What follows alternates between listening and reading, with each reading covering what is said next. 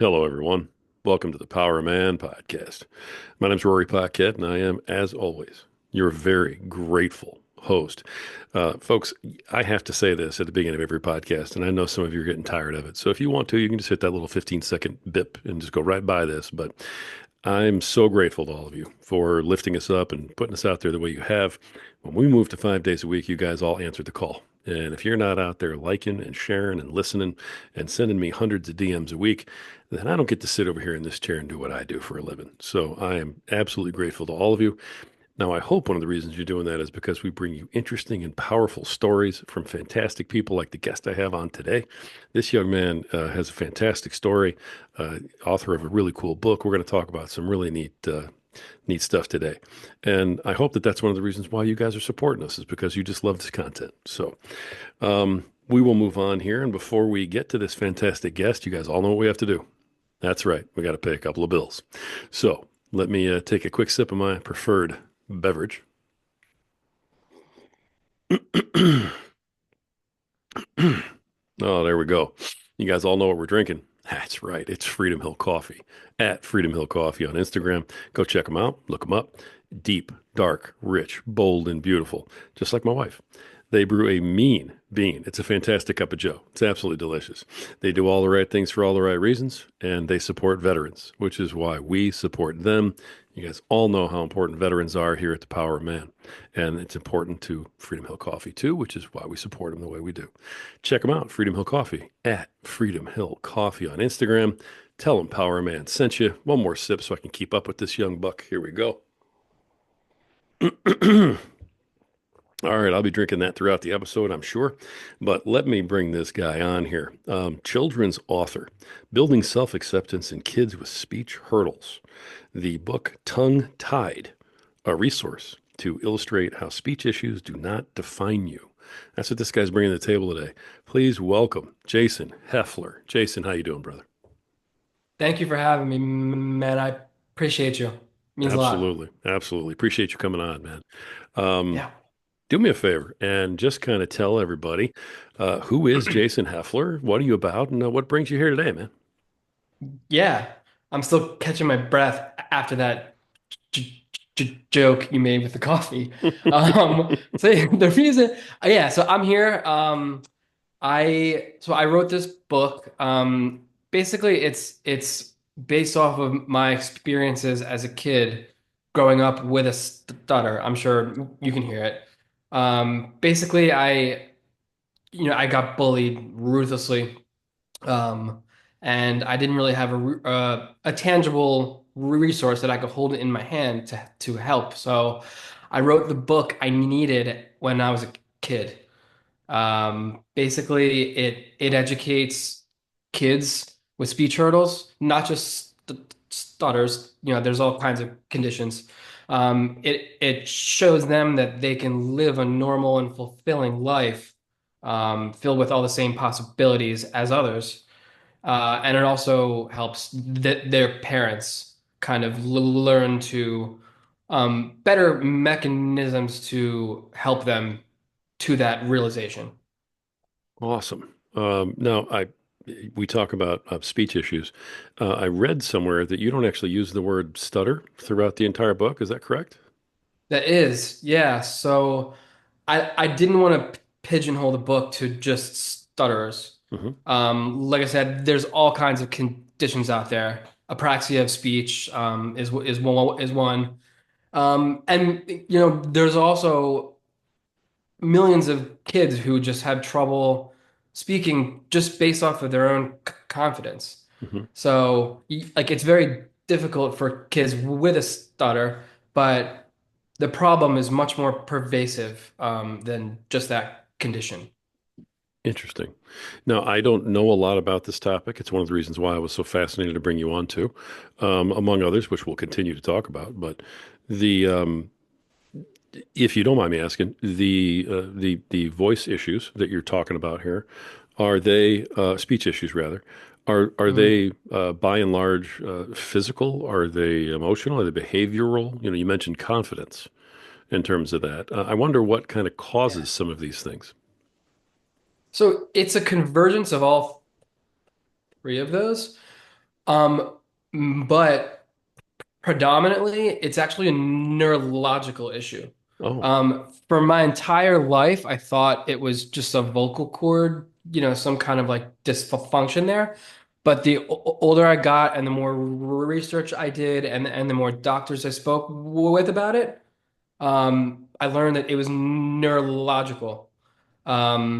It's not considered, a debilitating disability or anything like that. But it definitely emanates from up here. interesting. I had no idea. I appreciate you answering that question Yeah. like that. And it can be debilitating. I mean, my stutter is relatively normal. I've spoken with a lot of stutterers who just can't get a word out. Like there's just a damn here. Mhm. So it can be very severe. Okay. Now, how early on in your life did you find that you had this issue? I would say I was about 7 or 8. Wow. Yeah, and I did tons of speech therapy. I did this intensive like retreat that's supposed to help stutterers. I did a lot, like, the list is endless from the age of 7 up. Okay. So it's the type of thing where everybody's trying to like sort of put this stuff on you and say, here, this is what's supposed to fix it. Or is it, trying to make it better? I'm curious what the mindset is, especially for parents. You and I Yep. discussed this briefly, but the parents' mindset, is it, hey, we want to try and get this fixed and erased? Is that the deal? That is the mindset, and that is the precise reason why I wrote the book the way I wrote it. Because there's this perception with stuttering and with any speech impediment that it needs to be cured, quote unquote, or fixed. When in reality, fluency 100% is not attainable. Um, there are famous stutterers out there like James Earl Jones, Darth Vader. Um, Hmm. there's Emily Blunt is a stutterer. So they even stutter at times, but they just have better they've learned better mechanisms to cope. So really 100% fluency is not attainable. And the book, the central messaging is that you don't need to cure it. You have to make it part of your own story. And a lot of that comes with parenting and kind of normalizing that in their everyday speech and telling your child, like, it's okay. I'm focusing on what you're saying, not how you're saying it. Mhm. Wow. And that's in the book itself. Yes. Okay. The obviously how parents interact is something a lot of my listeners are going to, take to. I have a lot of parents, certainly a lot of fathers, and one thing that when I invited you on the show, all of this was flooding through my head. Like I had 15 or 20 questions, and I went, well. That's why you need to have this gentleman on the show. It's because Thank you. I have Yeah. 15 or 20 questions and I bet he can answer them. So I'm curious when it comes to how fathers deal with this sort of thing, maybe even versus how mothers deal with it. Is there a difference there? I know fathers are kind of like the Mr. Fix-It, thing. What have you found is different, and what do you have to say about that? Yeah, I think fathers, there's a stigma that comes along with fathers that they need to be kind of stone-faced, rub some dirt on it, that kind of thing. But I think in this kind of case, they need to dissolve that facade and be more of a nurturer, patience, listening, um, just overt, over the top kindness. Okay. So do mothers Yeah. have an easier time kind of navigating this landscape? I would say so because I think that's just in their, it's chromosomal that they have that motherly instincts.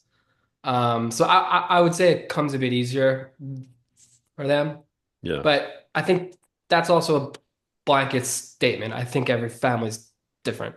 of course. Yeah. I mean, we're Yeah. definitely talking in generalities here for sure. Mhm. Absolutely. Yeah. Um, the book Tongue Tied.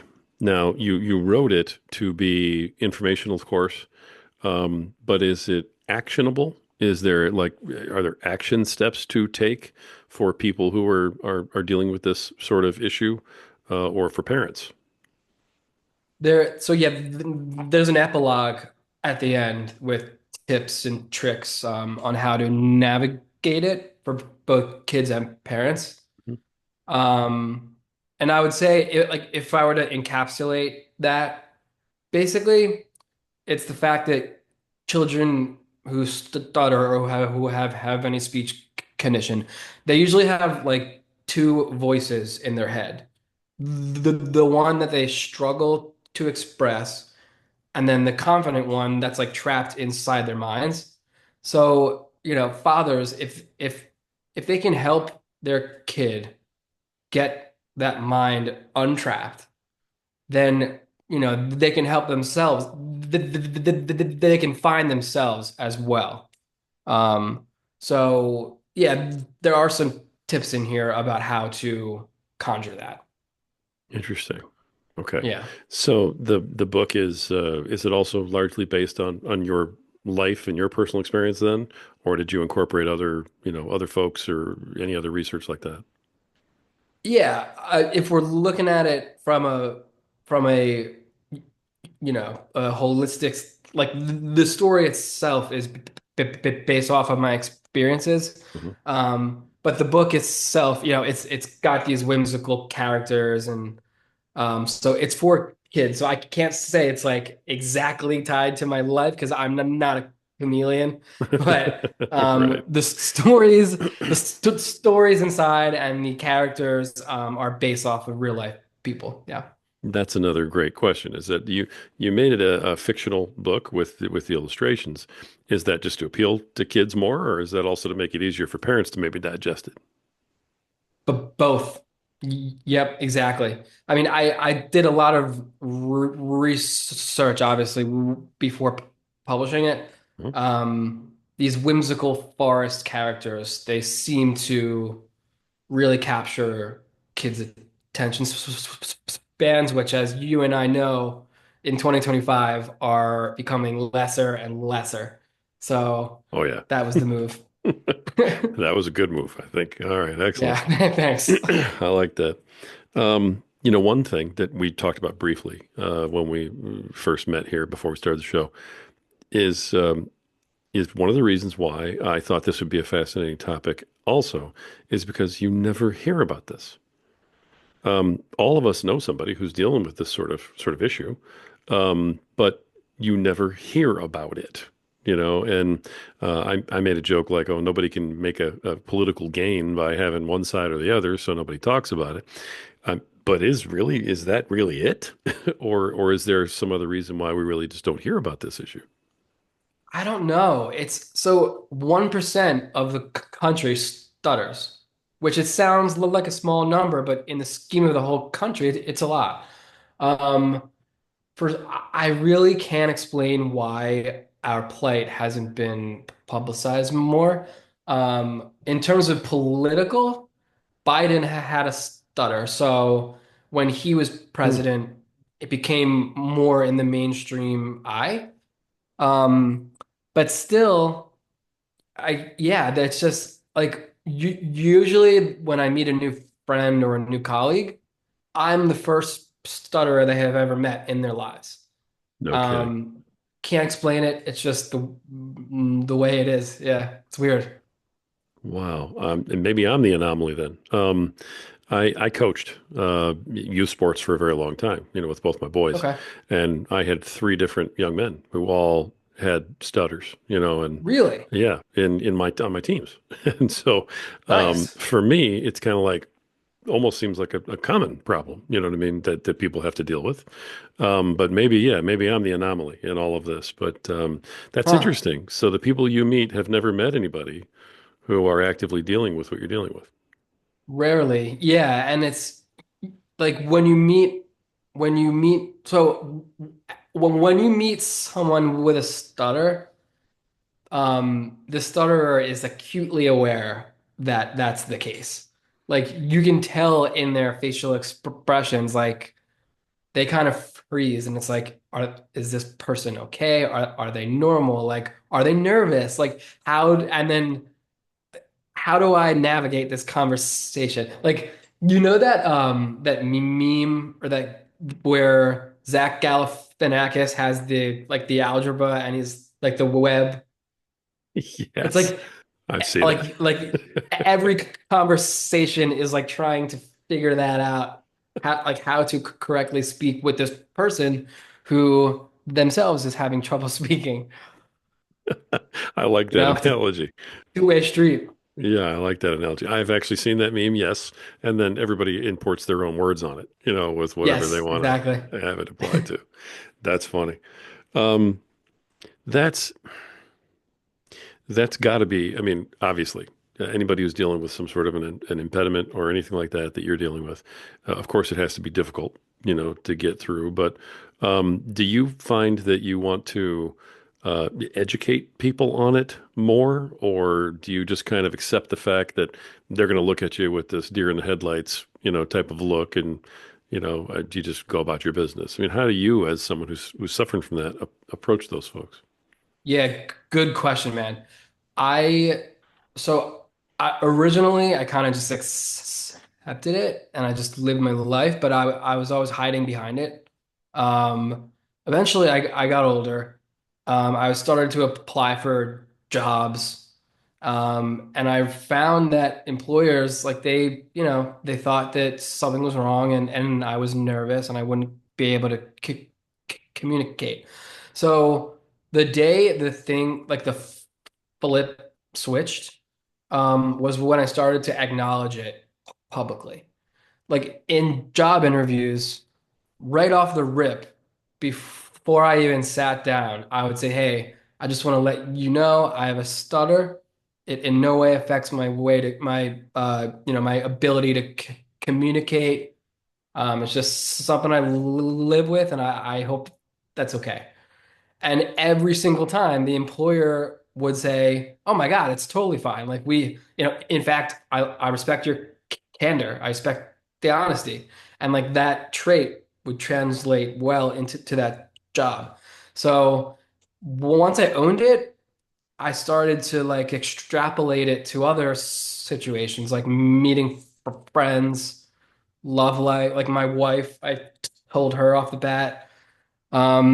So yeah, I mean that was a big step for me, and I think it will be a big move for fathers to make. Tell their kid, just own it. If you talk about it, and the person on the other end of the convo laughs at you or whatever, then that you don't want them in your life anyway. You know what I mean? Yeah, 100%. Brother, you were reading my mind just now. As you were sitting there talking about owning it, I was sitting here thinking, and fathers need to help you do that. Yeah, crucial. Yeah. I mean, if you're a father figure, you gotta, that's like the one thing you have to teach. Just, it sounds like a platitude, but just be yourself. Like, say it. Like, I have a stutter. It's just the way I am. It doesn't affect me in any way. I hope that's okay. You know? Yeah, right on. So fathers have to own it. They Fathers have to own it. yeah, Yeah, they've got and to that can be own. hard because it's your son or your daughter, and you know, you can't expect them to be perfect. And you don't need to be perfect to be powerful. Like as a parent, your effort is in the spark that your family sees. Mhm. Oh, that's a great line. I like that one. I'm going to steal Yeah, that. go for it. I'm going I'm to steal happy. that line. Your Man, effort is the spark that your family sees. that's just beautiful. You've thought about this quite a bit, clearly. Um, do you I'm thinking about kids. say that again? Um, my wife and I are going to start trying for family in the next couple months, so it's like top of mind, all of Excellent. this. Excellent. Well, congratulations ahead of time because that's just wonderful. You Thank know, you. I mean, Appreciate you it. look like you're 12. You know what I mean? So are you sure you're old enough to have kids? Do I? I'll take that. I've always heard I have a baby face, but the beard maybe makes a little. I'll take that. I'm 33 years old. Get out of town. Are you really? Yeah. Wow. Okay. I'm just gonna go over here in the corner and be old, but all right, we'll just keep moving forward. Thanks, bro. All right. No, I think that's fantastic, man. But that does explain a lot about your mindset now because you seem to be very much in the father mindset of what you're dealing with. If you're thinking of Yeah, kids, then that's the issue. This is this sort of thing, the type of thing that gets passed down in families, or gets carried through traits or anything like that. Are you aware of? there's no scientific data to support that. Mhm. No one in my family had a stutter, but I have met. I did a podcast with it was a stuttering focused podcast, Mhm. and the host had a son who stutters. So I can't, I can't say that it's not hereditary because it's possible, but no one in my family has ever had one. Okay, so not in your experience that you haven't seen. So, Yeah. okay. And honestly, I apologize. I'm not trying to ask you really invasive questions or anything. Oh, don't, dude, Okay. hit me. I'm an open Okay. book. No unintended. I love talking about it. It's cathartic, if anything. Love it.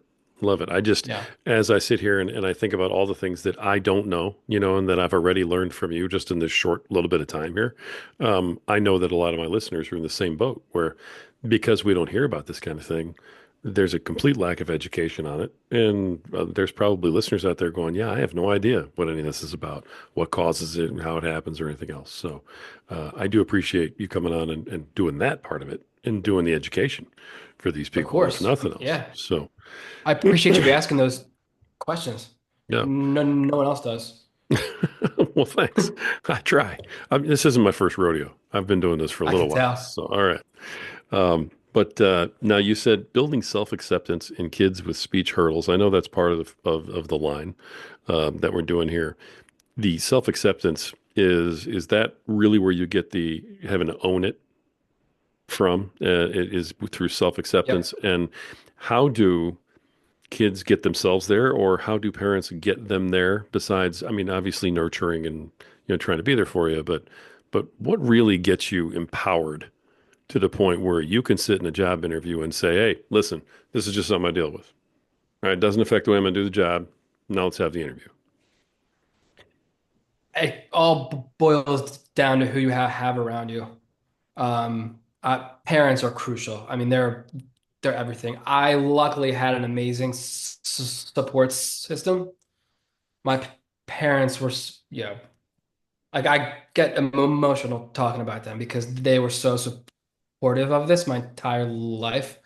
Um, and they encourage me to do things that maybe a more severe stutterer wouldn't do.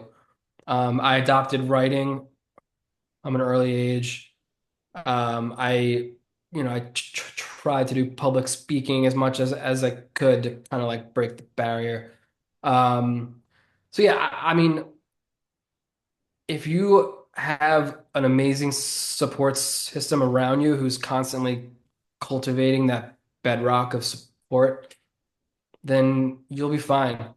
I would say my wife as well. I mean, she's been amazing too. So it's really just people who are kind of in your ear, being like, "You're normal. Look, I'm here. I'm no normal. I love you. Just yeah, Yeah, I tell you what, when you have to take on that kind of power, though, man, you're above normal because normal folks don't have to be that strong to get through that. yeah." I tell kids all the time, like you, when you're older, you will have thicker skin than someone who does not have a stutter, and I promise you that will that will be crucial in your life. I just need you to be patient because when you're a kid, it's you don't have this kind of like wisdom. And when you're an adult, you realize that bullying and cruelty comes from like more so of a place of ignorance than anything. Right. Yeah. I mean, at this point, you do hear the lot that bullying is more about the person doing the bullying than it is about the person who's Exactly. getting bullied, right? But Yep. now, is was that the line back when you were a kid, though? No. No. When I was a kid, the bullying, like I said, I didn't have that wisdom. I just thought they were evil. And I was lucky. I admit, I was lucky to have that support system. I have a big brother who's 6 years older, and he would beat up bullies if he heard them say anything. And then I have a twin sister who would who would lash out if any girls were like being catty about it. So I had that around me at all times, and I felt protected. Most kids do not have that. So the hope is that they can kind of, lose the shell of themselves, become, make this speech part of their story, and then the others around you will eventually gravitate toward that, and you'll have this circle. Wow. I gotta say this. I interview people all the time, all day. And I mean, I do this professionally. So this is, I mean, I'll do 9, 10, 11 interviews in a day. I have people come on here and they play the victim to whatever's going on in their life so badly that I can't even air the episode, and it's just a Wow. huge waste of time. Um, I didn't know what to expect meeting you, of course, you know what I mean? But I figured you were a strong cat because you wrote this book and you're putting yourself out there. So my, you know, my idea going in was that you were a pretty strong guy. Um, Thanks. brother, you've been through a ton. And I mean, honestly, you've handled it in a very healthy, very adult way. Your message right now is incredibly powerful. And nothing about you is playing the victim to, what you're dealing with. It's all about, hey, man, this is just how it is. Deal with it, own it, and move on. And let's go get a job and have kids and live life. Exactly. Exactly. I mean, that's all we're all dealt a hand, right? Some are worse than others. Like I feel lucky to have this. It could be so much worse. So just move on, make it part of your story. I mean, that's really all you can do. And especially for, I mean, parents, I think that is the ultimate lesson you can teach your kid as a father, right? Like the longer you live as this ghost in the machine, Mhm. you know, you're just never gonna be able to live with yourself. That was beautiful. Yeah, 100%. The ghost in the machine. Wow. I also really love the fact that so many people, have a story. I mean, part of my story is having a horrible father. You know what I mean? So, but so many people have to come from that. You're just very open about like, hey, you know what? I had awesome parents and I had this support system and it was great. You know what I mean? There's nothing about you that seems Mhm. to be coming from a position of anger either. You're just like, I'm here to help. Yeah, I think that's where that's where it has to come from as a parent, right? I mean, at the end of the day, like, you're just there to help them become them. Otherwise, what's the point of parenting if you're not gonna help your kid grow into themselves? That's where a lot of parents get hung up. A lot of dads, unfortunately, still get hung up on that because they don't allow their kids to grow up into themselves. They want their kids to grow up into versions of them. Even if it's a better Yeah. version of them, they just want them to be versions of them. And that's a Yep. big statement to make, what you just said, in terms of what dads need to hear. You need to let your kids grow up. into versions of themselves. Yep. And my father never pressured me. He could have so easily pressured me into going down a path that he wanted. He started this incredible company. It was, it was financial related. I'm more of a creative guy my entire life, like with reading and writing and art and stuff like that. He never once, you know, tried to pressure me into joining the business or going down a more traditional financial route. He just let me pursue whatever I wanted as I got older, including music, which ended up being my, my not my 9 to 5 job. So I was lucky, and I felt it feels good to have, to look back on that and know that because I do know a lot of like I have friends now who they kind of felt that pressure from their dad, and now they're stuck in these like soulless corporate jobs and they're miserable. Mm. So, that's something I'd love to hear too. What is your 9 to 5? What exactly do you do right now besides Oh write yeah, awesome sure. books? I haven't even talked about that. So I run a big music outlet, EDM.com. It's the nation's largest electronic dance music site. So I'm the managing editor. I manage Wow. about 20 writers and I write a couple articles daily. And I basically steward the creative direction of the brand. Wow. I mean, Yeah. that really as impressive as it sounds?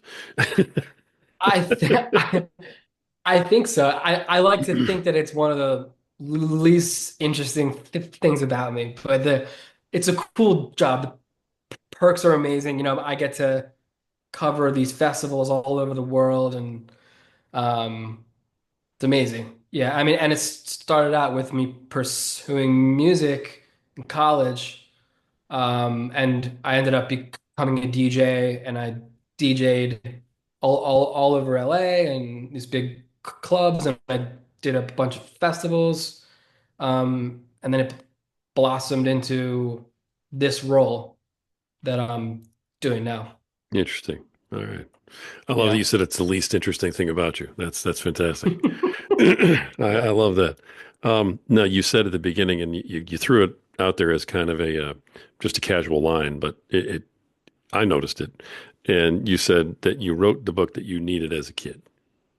hmm Do you think that kids today have the resources that they need to kind of deal with, what you've been dealing with? Do they have more than what you had back then? What's the state of things for kids who are dealing with what you had to deal with? They do. There's definitely more resources now. There's more foundations, more nonprofits that are specifically tailored to all kinds of speech conditions. I know for sure the Stuttering Foundation of America is huge. They're like one of the most helpful, clutch organizations out there. In terms of books like mine, there aren't a ton. There are, there's a fair amount. I would say maybe I want to say 15 or 20 Hmm, um, that are in the same vein as mine with the children's like the whimsical kind of aspects of it. But in terms of resources, there's all kinds of books for the older crowd where they're more philosophical and scientific, and like they're written by researchers and doctors, and there's tons of them. great. Wow. I'm glad to see that the field has advanced, in a way, and you would know, of course. For sure. Yeah. And Well, I good, just good. like I could have done that. Like I could have done the research and written something like that, but I'm not a PhD. I don't, I know my strengths and I know my weaknesses. And that this was what was calling me. Excellent. Well, that's definitely what you Yeah. should go for then. Um, Yeah. we've talked a lot about what your message is to parents, so to speak, and I know that that's been helpful for some people. What's your message to kids who are dealing with this? Who might just be really frustrated, feeling like they're that they have you know what I'm saying. What's your message to kids who are Yeah. dealing with this kind of thing and having difficulties? My message basically is that if you own your struggles, it's not like a sign of weakness, you know? It's the first step to reclaiming your voice. Um, and if you it's not an overnight thing, you know? It's every small step you take, no matter how messy it sounds coming out, it builds your strength. And down the line, you will eventually find peace because it's really is liberating to embrace that truth that your voice, exactly how it is, fragmented and all, can carry you through a life with the same possibilities as everyone else. That's the message in a nutshell. What a great message, man. Yeah. That's awesome. Um, All right. Let me, I mean, we've talked about the book here and talked about you. Let me just kind of, as we look at wrapping this up just a little bit, okay, in the interest of time and whatnot, um, Yeah. let me just kind of give you the floor for a few minutes here. I mean, you could have mic dropped on that last one, to be honest, and we could have just rode off into the sunset, but I'm a glutton for punishment. Thanks. We got to get a little more out of you here today before I let you go. Okay. You're giving out too much good info.